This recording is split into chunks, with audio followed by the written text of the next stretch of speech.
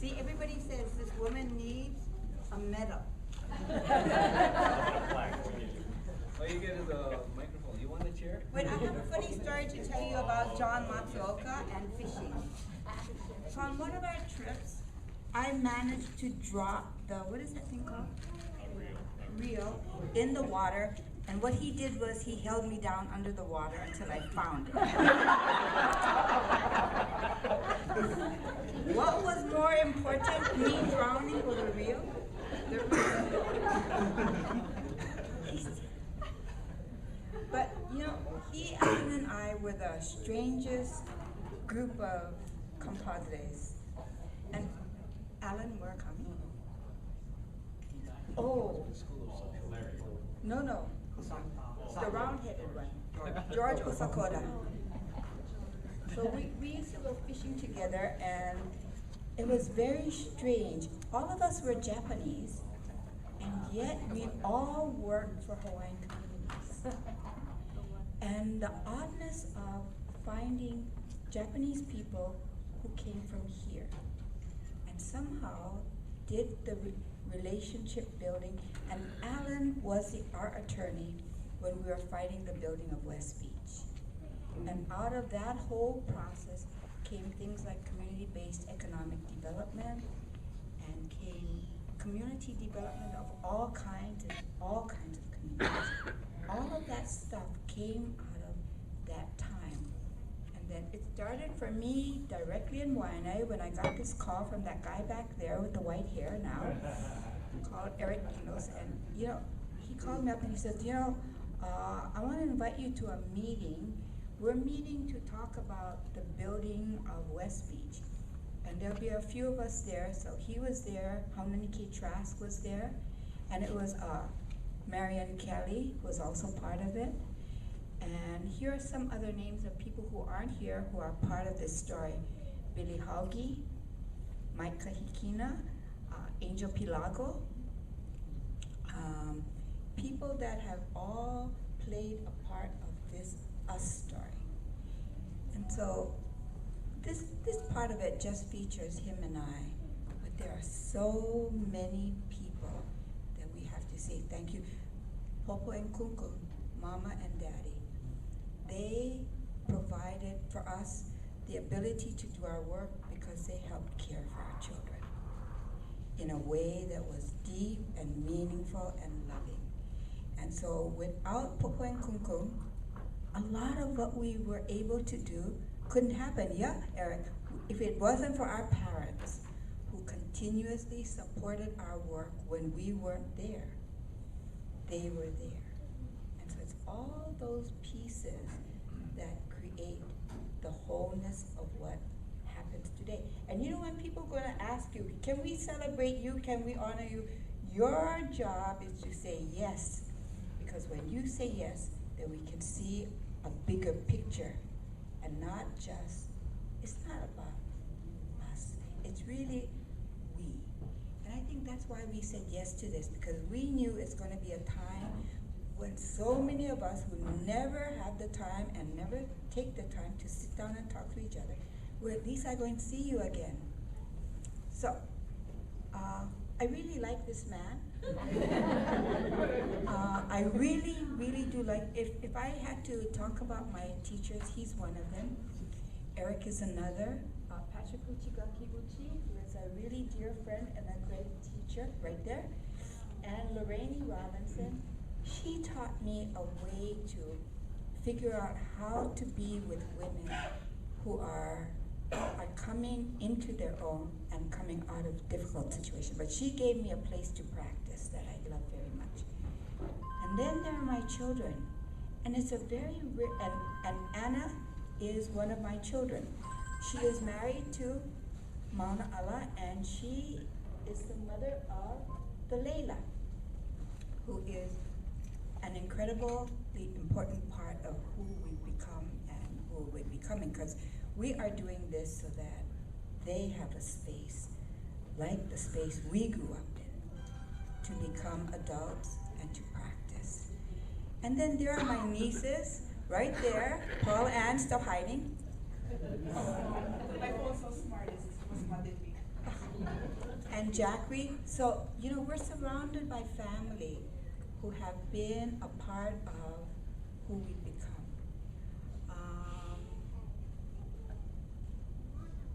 Your turn. She would travel to different places with all these men, all these handsome guys. I said, "Where you went?" "Oh, we just went fishing." She would go to the island of Kaho'olawe and leaving me back with all these macho guys, right? In the PKO Uncle movement. Harry, probably a couple dead men, Emmett, I mean Skippy Owani, all that rascal guy. So it's been many years. I feel like an old man watching all of this, and yet I don't feel old. I've been able to see the changes that have occurred in Hawaii. I'm very proud of the school that has honored us. I remember going to the University of Hawaii in 1965, 66, 67, 68. The Hawaiian language was being taught in the foreign language department. You know? And just at that time, you had Larry Kimura and others at the East-West Center who were meeting with the folks from Aotearoa, just dreaming about creating language nests. And then the first to hit was in Aotearoa. And then Hawaii started coming about. So it's not identical in the language or the name of the schools or the organizations were not taken from Aotearoa, but they were independently talked about at the East-West Center.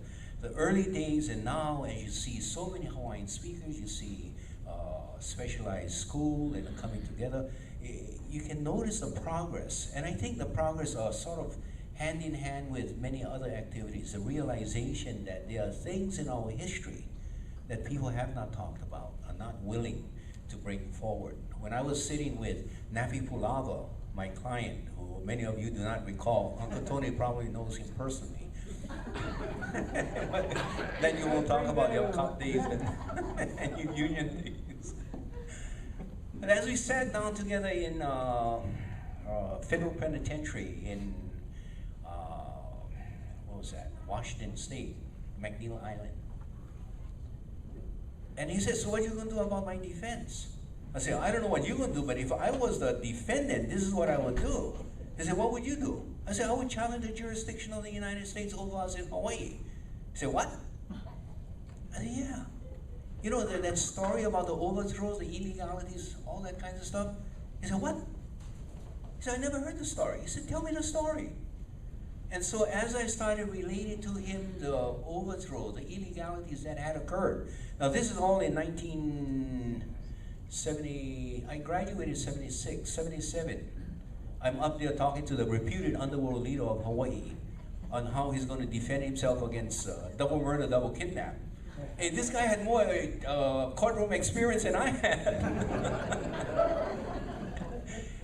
And so I said, after telling him the story, I tell him, if you take that defense, they're going to hate your guts so much that if they get any opportunity to, they will throw you in jail for the rest of your life.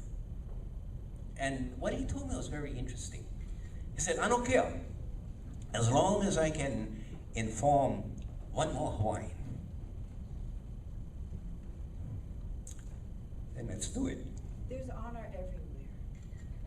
And I think we have to remember that there's honor everywhere. And we cannot discount people just because they don't necessarily practice or come from really honorable places. And I learned that from Tanai Roshi. We used to meet people who were on the other side of the law and yet were able to come together in that place and become one and figure out how are we going to collectively make Hawaii a better place to live. So when I saw Tanoi's picture up there, I just missed him so much. He gave so much to us in how we've managed to figure out how we settle things without relying on meanness, but how we come from below the people. Let me go back to the Napi Pulau. So in 1977, they called him, and at that time, Napi Pulau sold newspapers. Because people were wondering who this big crook, who was a Hawaiian, had organized the underworld. And why did he organize the underworld? He teamed up with the Samoan. He said, why should the Polynesians only be the muscles for the Japanese, Chinese, the foreigners who have come in here and make us become the muscle for them to protect the gambling? So he said, no, not supposed to happen, not in Hawaii. Very interesting Hawaiian principle. Makes sense. So they played him up as a big crook in Hawaii. I had to answer for him when the prosecutor said on certain day, a certain time, you did kidnap and murder these two people. How do you plead, guilty or not guilty? And I said, we refuse to dignify this court by entering a plea. We ask, who are you foreigners to come into Hawaii and charge us by your foreign laws? We're not Americans, we're Hawaiians. The introduction of the Hawaiian sovereignty movement within the court system, 1977, using the courts as a platform, as a theater for public education. We couldn't buy the media attention that we got by a criminal activity going on or by criminal charges. We sold a lot of papers. This was the longest trial in Hawaii's history at that time, 3 months. And we raised that issue at every opportunity we had. I was able to introduce the Cleveland Address to the US Congress. Judge Lanham was a judge. He stopped me, he said, Mr. Burgess, hold on. I see you reading from this old book. A lot of drama, right? I pulling apart the pages from the book, from the public records of the US Congress, in which Cleveland addresses both houses in 1893, in which he sets forth the details of the overthrow. Lanham stops me, he says, I have never heard this story before. This is the most fantastic story I have ever heard. And here I am, I'm a circuit court judge. I was previously a member of the state legislature. Before that, I was part of the territorial legislature. I married a Hawaiian woman, my children are part Hawaiian, and I have never heard this story before. And he admitted that in court. That was a breakthrough. So anyway, I don't mean to detail all of the events that occurred in that courtroom, but the important thing I want to get across to you is that there are certain steps in education, in educating people. And this I tell to my fellow Tai Chi practitioners and to folks at Halinau Pono and other places. 5 stages. First stage is attention. You got to get attention. Napi Pulau, we got his attention. The papers were giving us his attention, or attention for this cause. Second is a stage of confusion. People ask, what the hell going on? I don't understand. You know, all he's trying to do is get away from getting nailed for his criminal activity, and now you're bringing up this other stuff. So you have confusion, and along with confusion comes anger. But you got attention, you got confusion. And as you continue repeating it, then you have familiarity. So that when I'm asked to come down to Sand Island to explain to them what Cleveland said and how they're going to be able to defend themselves when they come in to kick them out. You know, they were called the beach people, not homeless at that time. They were the beach people, yeah? And so the movement began there with the beach people, and then Makua, and then all these other places, in kicking the Hawaiians off of the only places that they had to live at that time. So out of attention comes confusion, and from confusion becomes familiarity. Oh yeah, I remember that. I remember about something about Cleveland, and yeah, my kupuna would talk about these kinds of stuff. So you get familiarity, and out of familiarity comes the next stage, discernment. Then you start looking more deeper into it. Like I was talking with Brother Kauai. about citizenship and looking deeper into what was the meaning of citizenship during that period of time that we were an independent nation, and today what should it mean? So you get the discernment, and then you have practice. Practice, practice, practice. As I tell my fellow practitioners in Tai Chi, practice makes what? Practice, practice, practice makes what? Imperfect. Practice makes less imperfect. Okay? Never think you're perfect. Makes less imperfect. Those are stages that we all go through. And if you can hang on to that anytime you have new ideas that needs to be introduced, remember, it's not going to be accepted immediately. And it becomes a long process and continually moving over and over and over again to greater stages of perfection. Pua is tapping me in the back, telling me, hurry up, sit down, because I'm getting tired standing up. But I want to make two last comments. One is a song, Hawai'inuiakea. I really appreciated both the style in which you sang it and the fact that you took the time to sing that particular song. Because, and some of you may remember the Hurricane Eva. What was that, 35 years ago? Poha, how old are you now? About 30 years? Poha was born in a hurricane, but out of that hurricane came our struggle for Makua and how they tried to kick people off of Makua.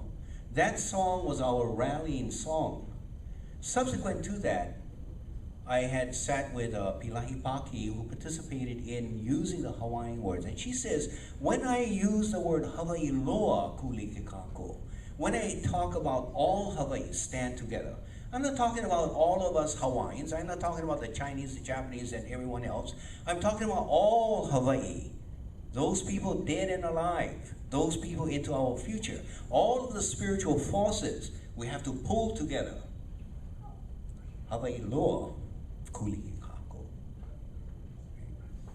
As I talked with Liko Martin, who is credited with creating the song, he says, as I was leaving from the helicopter on the island of Kaho'olawe, the song came to me in whole.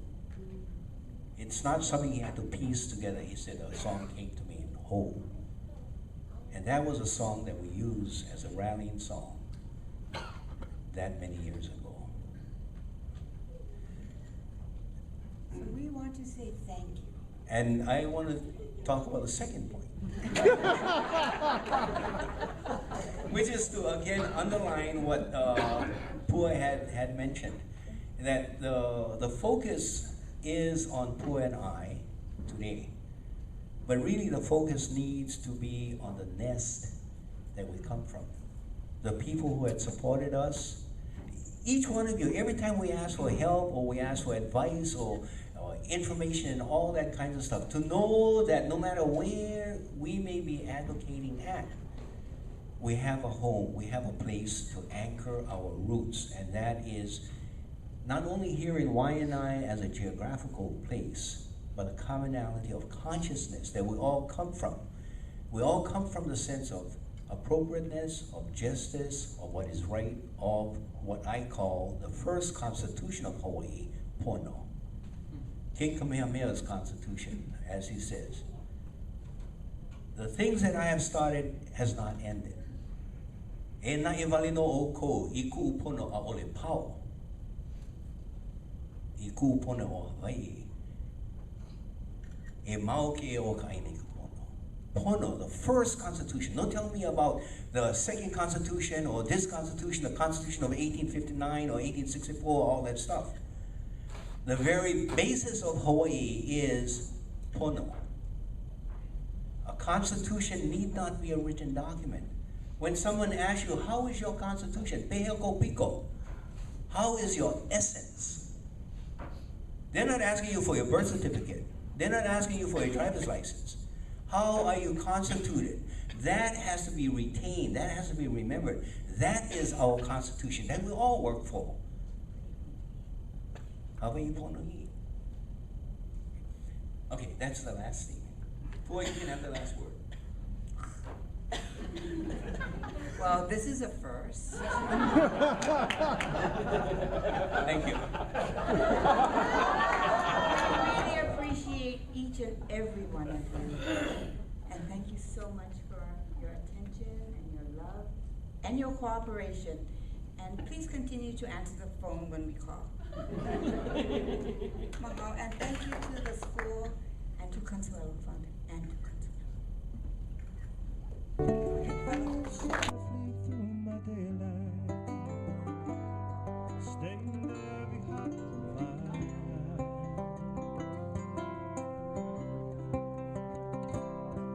I've forgotten all my troubles. I've forgotten why I cry.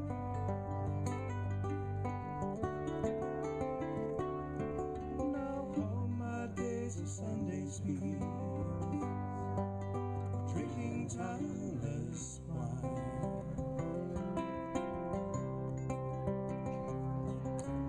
Clouds look at us as they fly by, stars see us as they shine. Turns my life has taken to find you are the one. You are the harvest of rainbow, reflections of the sun. Turns my life has taken to find you are the one. You are the harvest of rainbow, reflections of the sun. You are the harvest of rainbow, reflections of the sun.